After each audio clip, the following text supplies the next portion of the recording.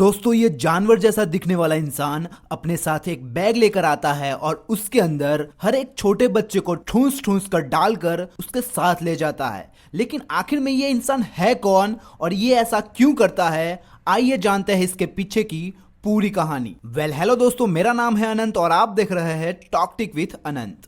तो कहानी की शुरुआत होती है 15 साल की एक एमिली नाम की लड़की से जो अपने पिता के साथ खेल रही थी। दरअसल ये दोनों ही शाम के वक्त एक ग्राउंड में खेलने के लिए आए थे और वहीं खेलते खेलते रात भी हो जाती है। इसीलिए ये दोनों अपने घर जाने के लिए अपनी कार के पास आते हैं। लेकिन वहीं एमिली का आज मूड कुछ ठीक नहीं था, इसलिए उसके पिता तय करते हैं कि पास की एक शॉप में जाकर वह उसके लिए पिज्जा लेकर आएंगे। जिसके बाद एमिली वहीं कार के पास रुकती है और उसके पिता पिज्जा लेने के लिए जाते हैं। लेकिन वहीं काफी वक्त बीत जाता है और अभी भी एमिली के पिता वापस नहीं आए थे। और वहीं अचानक जहां पर एमिली खड़ी थी वहां की लाइटें बंद चालू होना शुरू हो जाती है, जिससे एमिली डर जाती है। वह भागकर उस शॉप के अंदर जाती है जहां पर उसके पिता गए थे। लेकिन वहीं पर अचानक वह कुछ ऐसा देखती है जिसे देखकर उसकी रूह कांप जाती है। उसके पिता वहां पर गंभीर तरीके से जमीन पर लेटे हुए थे। वो पैरालाइज्ड हो चुके हैं और इसी वजह से वह कुछ बोल भी नहीं पा रहे थे। इसीलिए वह उसे इशारा करके वहां से जाने के लिए कहते हैं। लेकिन वह उसके पिता को देखकर काफी डर जाती है। वह कुछ सोचे उसके पहले ही अचानक से पीछे से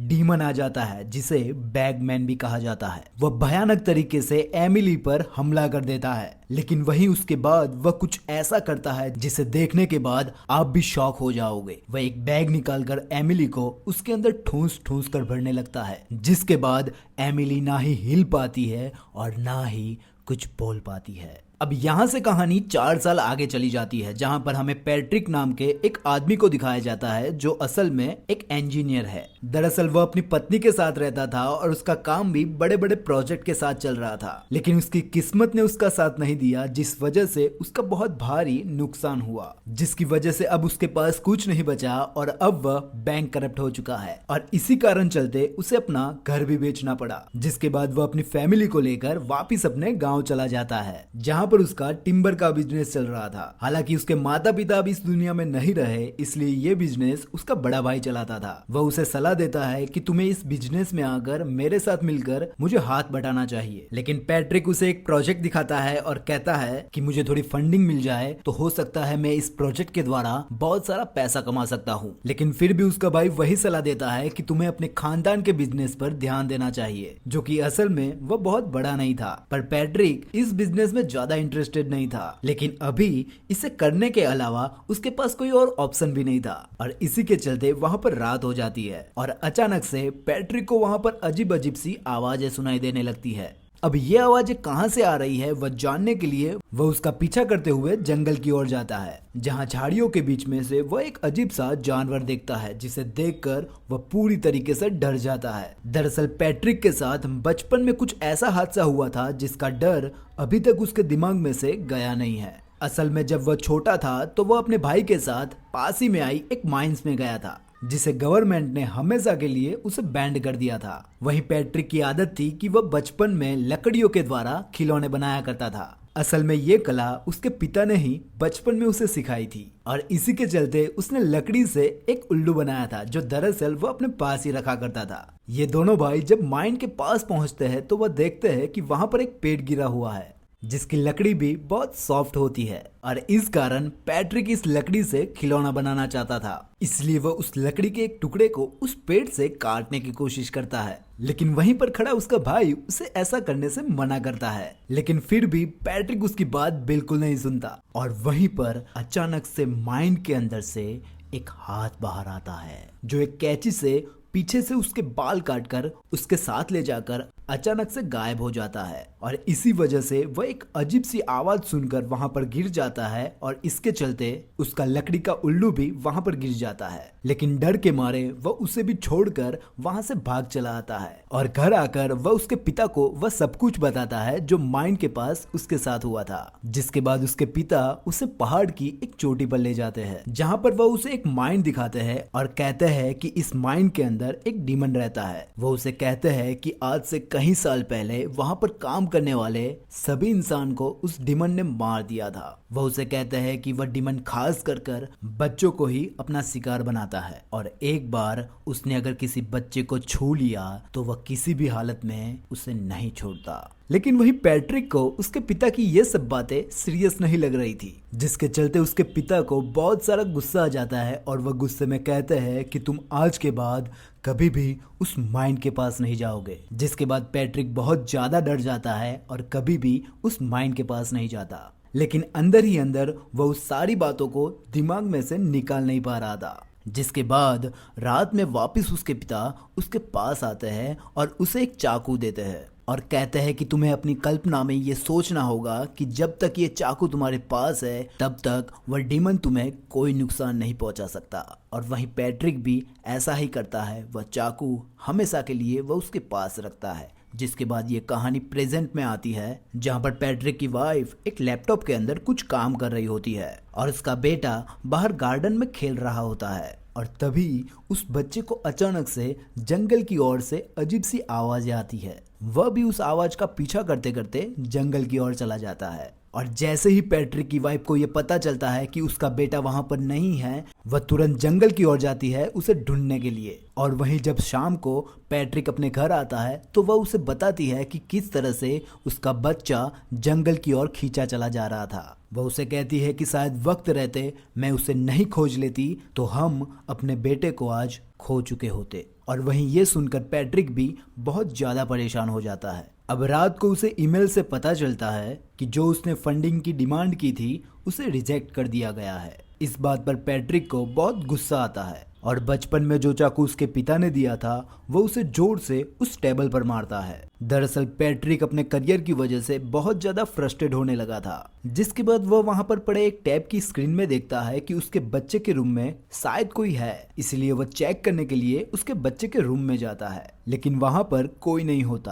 पर उसे एहसास होने लगा था कि बाहर से कोई आवाजें आने लगी है, इसलिए वह बेसबॉल का बैट लेकर बाहर की तरफ जाता है। असल में ये आवाजें जंगल की तरफ से आ रही थी। इस आवाज को उसने बचपन में सुना था जब वह माइंड के बाहर था और पीछे से आकर किसी ने उसके बाल काट लिए थे। पैट्रिक इस आवाज को सुनकर बहुत ज्यादा डर जाता है, इसीलिए वह अगली सुबह पुलिस को बुलाते हैं जो यहाँ आकर इस जगह की छानबीन करने लगते हैं। लेकिन यहाँ पर किसी भी तरह की चीज चोरी नहीं हुई थी। लेकिन पुलिस को ये पता चल जाता है कि यहाँ पर कोई ना कोई आया था, क्योंकि उसे खिड़की के बाहर कुछ लकड़ियों के खिलौने मिले थे। वह पैट्रिक को सलाह देता है कि तुम्हारे घर के आसपास जितनी भी झाड़ियां हैं उन सबको तुम कटवा दो। जिस पर पैट्रिक कहता है कि मैं ऐसा जरूर करूंगा। और वहीं रात हो जाती है और रात में वह अपने कमरे की सफाई कर रहा था और उसी दौरान उसे वही लकड़ी का उल्लू मिलता है जो बचपन में उसी ने बनाया था। पर वह सोचता है कि ये तो बचपन में मेरे साथ माइंड के अंदर खो गया था, तो अब ये यहाँ पर कैसे आया। जिसके बाद वह अपनी पत्नी से इसके बारे में पूछने जाता है, लेकिन उसकी पत्नी कहती है कि मैंने जिंदगी में पहली बार इस चीज को देखा है। दरअसल पैट्रिक का जो बचपन का डर था वह धीरे धीरे उसके दिमाग में वापिस आ रहा था। वहीं पैट्रिक ने अपने बच्चे के लिए एक फ्लूट बनाई थी जिसकी आवाज उसकी पत्नी को बिल्कुल पसंद नहीं थी। वह पैट्रिक से कहती है कि तुम इसे कहीं रख दो, इसकी आवाज मुझे बहुत इरिटेट करती है। जिसके बाद पैट्रिक ऐसा ही करता है। रात में जब वह अपने बच्चे को बाथटब में नहला रहा होता है तब उसका बेटा उसे कहता है कि पापा मुझे वही फ्लूट चाहिए जो आपने मुझे बना कर दी थी। जिसके बाद पैट्रिक उस फ्लूट को लेने के लिए नीचे जाता है और ठीक उसी वक्त अचानक बैगमैन जो छोटे बच्चों को बैग में डालकर ले जाता है वो पैट्रिक के बच्चे को लेने के लिए वहीं बाथरूम में पहुंच जाता है। लेकिन वहीं पैट्रिक को शक हो जाता है कि कुछ ना कुछ गलत हो रहा है, इसलिए वो भागकर वापस ऊपर जाता है, जिस वजह से बैगमैन को वहां से भागना पड़ता है। अब किसी तरह से पैट्रिक के बच्चे की जान तो बच गई, लेकिन वहीं पैट्रिक और उसकी पत्नी बहुत ही ज्यादा डर के मारे परेशान हो जाते हैं। अब उन दोनों को अपने बच्चे की बहुत ही ज्यादा फिक्र होने लगी थी, इसलिए वह उसे अपने साथ सुलाने लगे थे। लेकिन पैट्रिक को उस रात नींद नहीं आ रही थी, इसलिए वो घर के बाहर आता है जहां पर गार्बेज के पास उसने अपने बच्चे की फ्लूट को फेंक दिया था। लेकिन वहां पर चेक करने के बाद वह फ्लूट वहां पर उसे नहीं मिलती।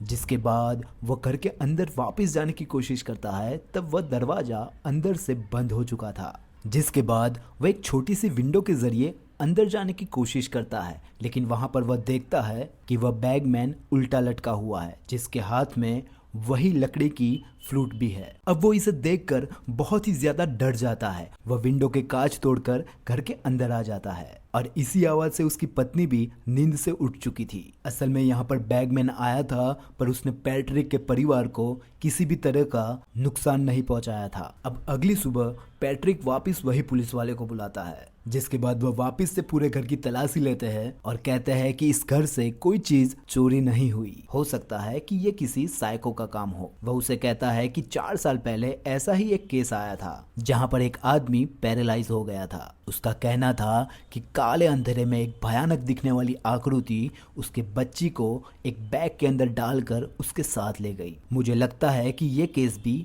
उसी केस से जुड़ा हुआ है, लेकिन शायद पैट्रिक को इस बात की सच्चाई पता थी, इसलिए वो अपने भाई के पास जाता है और उसे वही बचपन वाला उल्लू दिखाता है। जब वह दोनों माइन के पास साथ गए थे तब वह वहीं पर छूट गया था। हालांकि उसके बड़े भाई को इन सब बातों पर विश्वास नहीं होता, इसीलिए वह उसे सलाह देता है कि तुम्हें वही साइकेट्रिस्ट के पास जाना चाहिए जिसने बचपन में तुम्हारी मदद की थी। हो सकता है कि वो फिर से एक बार तुम्हारी मदद कर सके। जिसके बाद पैट्रिक तय करता है कि वह उसके पास जरूर जाएगा। वहीं पैट्रिक की पत्नी को दिखाया जाता है जो अपने बेटे को लेकर एक पार्क में गई होती है। उसका बेटा वहीं पर उससे थोड़ा दूर खेल रहा था और उस वक्त वह लैपटॉप में कुछ काम कर रही थी। अब कुछ वक्त के बाद उसका लड़का उसके पास आता है और उसे एक पेपर देता है। उस पेपर को जब वो खोलकर देखती है तो उस पर उसे एक स्केच दिखाई देता है और ये स्केच और किसी का नहीं बल्कि पैट्रिक का ही था।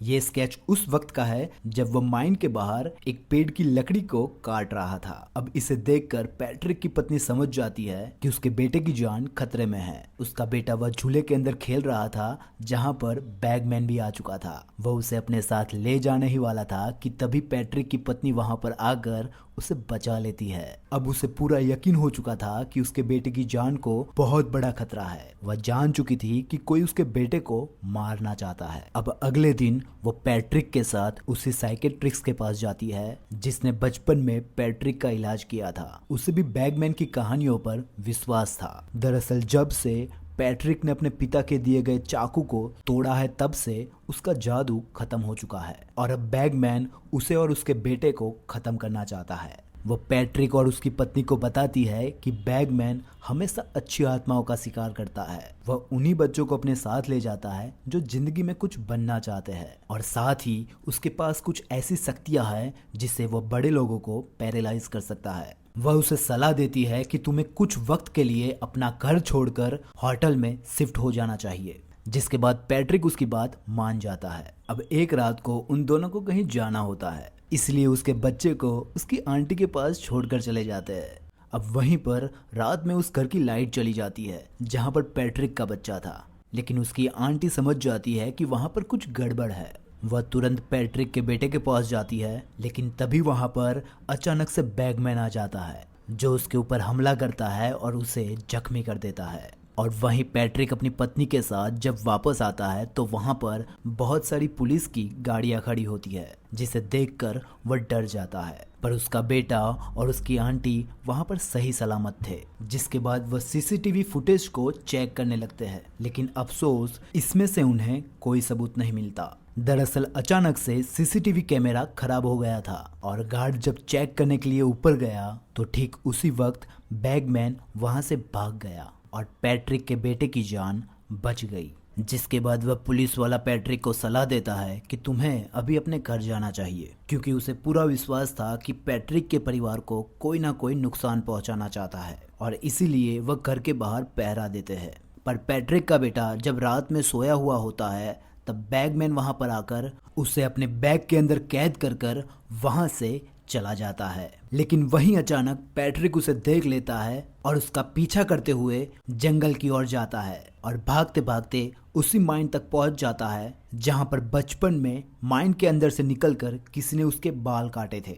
माइन के अंदर से उसे अपने बेटे की आवाज आने लगी थी। वो अपने बेटे को बचाने के लिए माइन के अंदर चला जाता है जहां पर उसे अजीब सी चीजें दिखाई देती है। वह देखता है कि उसके सामने रोशनी में जल रहे अजीब से दिए लगाए हुए हैं और उसके पास अजीब से रखे हुए खिलौने हैं और वहीं सामने उसे वह बैग दिख जाता है जिसके अंदर बैगमैन ने उसके बेटे को कैद किया था और उसके अंदर से उसे उसके बेटे की चिल्लाने की आवाज आ रही थी। पर जब वो उस बैग को खोलता है तब उसके अंदर उसका बेटा नहीं होता, बल्कि एक डरावना किसी छोटे बच्चे का पुतला था। दरअसल बैगमैन ने पैट्रिक को अपनी जाल में फंसाने के लिए ये पूरा भ्रम पैदा किया था और अब पैट्रिक उसके जाल में फंस चुका था। वह पैट्रिक को अपने बच्चे की फ्लूट दिखाता है, जिसका मतलब ये था कि उसके बेटे की फ्लूट अब खो चुकी है और अगला शिकार उसका बेटा ही होगा। और वहीं पैट्रिक ये जानकर बैगमैन को रोकने की पूरी कोशिश करता है, लेकिन बैगमैन कोई इंसान नहीं था, इसलिए पैट्रिक चाहकर भी उसे रोक नहीं सकता। और अब वो पैट्रिक को भी उसकी हड्डियों को तोड़कर उस बैग के अंदर कैद कर लेता है। दरअसल ये काम वो पैट्रिक के बचपन में पैट्रिक के साथ करना चाहता था, लेकिन तब वह बच गया था, पर अब उसने अपना काम पूरा कर लिया है। वहीं घर पर अब हमें पैट्रिक की पत्नी और उसके बच्चे को दिखाया जाता है, जहां पर पैट्रिक की पत्नी पैट्रिक के लिए बहुत ज़्यादा परेशान थी, क्योंकि वह कल रात से घर पर नहीं आया था। वह समझ जाती है कि डीमन अपने साथ उसे माइन में ले गया है, जिसके बाद वह पुलिस के साथ वहां पर पहुंच जाती है, लेकिन वहां पर उसे कोई डीमन नहीं मिलता और ना ही वहां पर पैट्रिक था। लेकिन वहां पर उसे वह फ्लूट मिल जाती है जो कि उसके बच्चे की थी। दरअसल पैट्रिक ने उसे बताया था कि ये फ्लूट ही उसके बच्चे की शक्ति है, क्योंकि जब तक ये फ्लूट उसके पास रहेगी तब तक वह डीमन यानी कि बैगमैन उसका कुछ नहीं बिगाड़ सकता। हालांकि उसकी पत्नी पहले ये सब बातों पर विश्वास नहीं किया करती थी, लेकिन अब उसे